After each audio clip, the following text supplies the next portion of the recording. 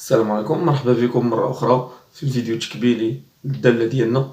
الدالة اللي توقفنا حتى السؤال جوج جي. نتمنى أن الجزء الأول ولا الفيديو الأولاني يكون نال الإعجاب ديالكم وفهمتو معنا لا فونكسيون اكسبونسيال كي تعاملنا معها سيرتو في لي ليميت و لي برونش انفيني.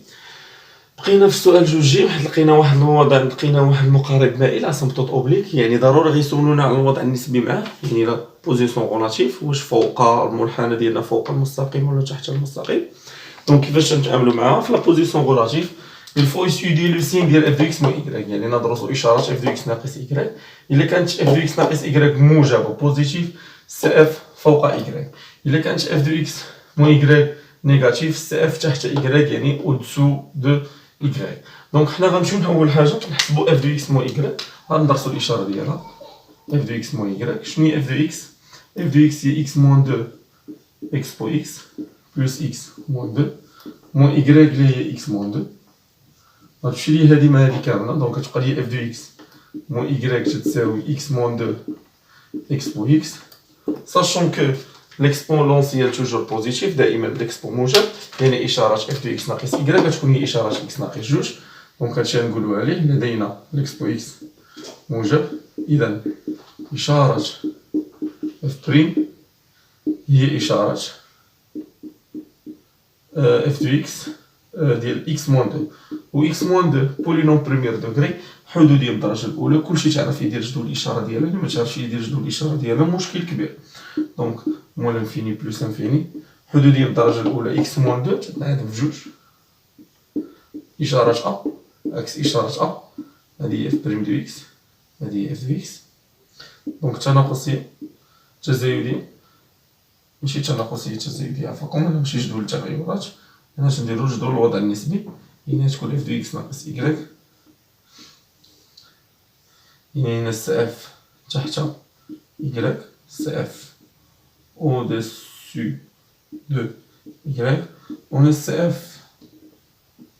اف فوق ايكغيك، يعني سي اف او دسو سو عفاكم، هنا دسو هنا دسو دو ايكغيك.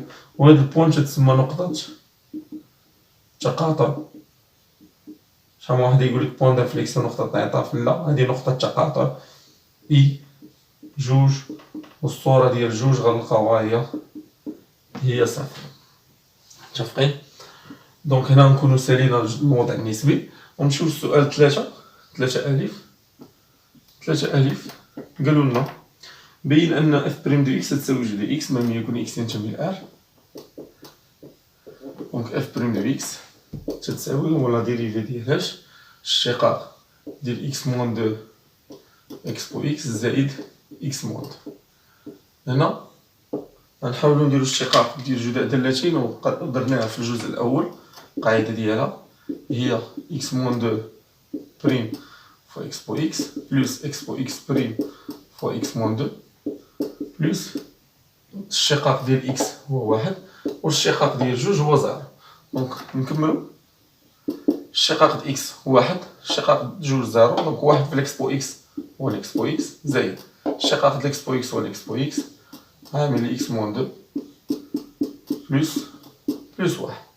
واخا دونك خصنا نوصلو للدالة ديالنا جي دو اكس، نحاولو نشرو داكشي اكس بو اكس زائد اكس بو اكس ناقص جوج اكس بو اكس زائد واحد. الوغ اف بريم دو اكس تتساوي هي اكس بو اكس ناقص جوج اكس بو اكس هي ناقص اكس بو اكس زائد واحد. وهادي الا طلعتو على الجزء الاول غتلقاو راه هي جي دو اكس. وهنا نكونو جاوبنا على السؤال ديالهم داكشي اللي بغا. السؤال هو النتيجة هندسيا ديال اف بريم دو صفر تتساوي صفر، ماشي مشكل. دونك عقلو معايا عفاكم، هادو بين الاسئله اللي تتحطوا في الوطنيات. دونك اف بريم دو صفر تتساوي صفر، هذا هو العدد المشتق. لا عقلتو على قابلية الاشتقاق، لا ديريفابيليتي في بوان، قابلية الاشتقاق في نقطة، ملي تيخرج لي العدد المشتق تساوي صفر، يعني سي اف يقبل مماس افقي، طونجونت اوريزونتال افقي، فين عند نقطة او ا زيرو، الصورة ديال زيرو حسبنا الصورة زيرو في الدالة ديالنا، نرجعو للدالة ونحسبو الصورة ديال صفر. صفر تلقى ناقص جوج، صفر ناقص جوج ناقص جوج هي ناقص ربعة، دونك هي ناقص ربعة. دونك مماس أفقي عفاكم هي المشقة ملي تتنعدم، المشقة الأولى ملي تتنعدم تعطيني مماس أفقي. وحنا غنجيو لواحد الحاجة في السؤال اللي موراه، في السؤال جيم غنتعرفو على واحد المعلومة جديدة اللي خصنا نعقلو عليها مزيان. دونك فيما تكون اف بريم دو صفر تتساوي صفر، اف بريم ديال شي عدد تتساوي صفر، دونك هاديك الدرجة تسمى مماس أفقي، حيت هذا هو العدد المشتق، هذا هو الميل ديال المماس. نورمالمون معادلة المماس تتكتب على هاد الشكل، اف بريم دو اكس زيرو عامل اكس ناقص اكس زيرو زائد اف دو اكس زيرو، ماشي يكون العدد المشتق هذا راه هو الميل، هو المعامل الموجه للكويفيسيون ديريكتور. دونك الا كان تيساوي زيرو يعني راه مكاينش واحد الميلان ديال المستقيم، يعني غتبقى ليا واحد المعادله تكتب على شكل اف دو اكس تساوي اكس زيرو، يعني اف دو اكس ايكغيك تساوي ا، و ايكغيك تساوي ا واحد المستقيم اوريزونتال افقي. مستقيم افقي يعني عندنا طونجون، يعني مماس افقي في النقطه فين حسبنا الصوره هي ديال صفر، الصوره ديال صفر هي ناقص ربعة. بالنسبه لجيم بين ان اف تزايديه على ار ثم عطي جدول التغيرات. واخا لدينا حسب السؤال جوج باء الجزء الاول، شنو لقينا؟ لم يكن اكس ينتمي الى اخ، لقينا ان جي دو اكس اكبر او تساوي صفر، يعني اف بريم دو اكس اكبر او تساوي صفر، يعني اف تزايديه. انا درست الاشاره ودرست التغيرات، عاد نقدر نجي ندير جدول التغيرات ديالي اكس هو لانفيني بلس لانفيني، هنا تنعادم في الصفر واخا انه ما تتغيرش الاشاره ديالو، يعني الداله التزايديه اللي مش بلس لانفيني بلس لانفيني، اللي مش موال لانفيني موال لانفيني. هنا اف بريم دو اكس، هنا اف دو اكس. هاد النقطه هادي عقلوا معايا، من المشقه الاولى تنعدم ولا تغير الاشاره ديالها. فهاد النقطه هادي كاينه حاجه سميتها نقطه انعطاف، متفقين؟ يعني النقطه صفر وفصول ديالها صفر، تما كاين انعطاف ديال المنحنى ديالي، نقطه صفر ونشوفوا الصوره ديالها هي ناقص ربعة. عقلوا معايا، المشقه الاولى تنعدم وتغير اشارتها، هذيك تتسمى نقطه انعطاف.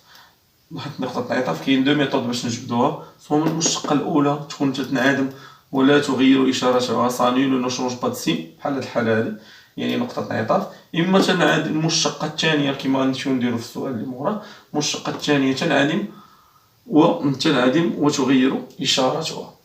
دونك هنا نكونوا سالينا السؤال 3 باء، نمشيو ل 3 جيم ندرسو التقاعد وننشئو المنحنى. المنحنى اللي تيخافو منه تلامد بزاف، هو حاله ساهل مفيهش شي حاجه اللي صعيبه، خصني نتعرف نتعامل مع المعطيات اللي عندي في التمرين. واخا نمشيو بعدا للتقاعد. دونك هاد الداله تقريبا فيها جميع الاسئله اللي ممكن يتحطوا في دراسه الداله من غير الداله العكسيه ومقارنه القيم الوسطيه. هادو تا هما خصني نرد لهم البال، ديجا درناهم في الحس في الداله اللي قبل ديال الان دو اكس اللي خدمت معكم، ديال الداله اللي قبل. الوغ قالك بين ان اي زيرو ناقص ربعة نقطه انعطاف، صافي. نجي 3 جي صافي. نقدر ندير المشتقه الثانيه، ولكن من الاحسن نكتبها باش تعقلوا معايا. بما ان اف بريم دو زيرو تساوي زيرو و اف بريم موجبه، صافي، بمعنى يعني ان اف تنعدم ولا تغير اشارتها، بمعنى اذا اف يقبل نقطة انعطاف في النقطة اي زيرو. الصورة ديال زيرو هي ناقص ربعة، راه حسبناها قبيلة باش قالك عطيني التأويل الهندسي ديال اف دو زيرو تساوي صفر. هنا لاحظوا معايا عندي واحد الحاجة خصني بغيت نشرحها، هو عندي في النقطة اف زيرو ناقص ربعة لقينا مماس أفقي وفي نفس الوقت نقطة انعطاف. هنا كاين واحد الاختلاف بين مماس أفقي عادي طونجونت اوريزونتال عادي ومماس أفقي هو في نفس الوقت نقطة انعطاف. مماس أفقي عادي عفاكم هو واحد المماس اللي تضرب فيه الدالة ديالي، مماس راه سميتو مماس، انت تقيس معاه وتتبدل التغيرات ديالها. مي المماس افقي وفي نفس الوقت نقطه انعطاف هو واحد المماس اللي الداله ديالي المنحنى ديالي يخترق المماس تاع فوق، تيخترقو بحال اللي تيدخل فيه من الجهه الاخرى تيخرج، ماشي بحال المماس العادي نورمالمون اللي ما تيكون المماس عادي تضرب فيه المنحنى ديالي وتيغير التغيرات ديالو. هنا نتمنى تكونوا فهمتوني في هذه القضيه هذه، حيت هذه تحطات في وطنيات ومازال عاقل تحطات في بزاف الوطنيات، منهم الوطنيه دوزت انا في 2011 تحطات هذه القضيه هذه. دونك نردوا ليها البال.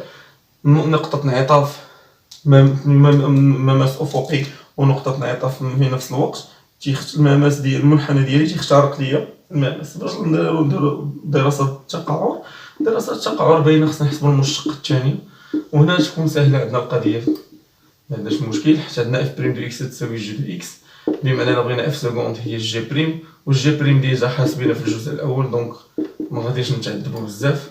غنجيو نيشان نديرو الجدول ديال التقعر ديالنا مون انفيني بلس انفيني كلشي دايرينو تنعادل في الصفر، اشاره اكس اشاره دونك تقعر محدد مقعر.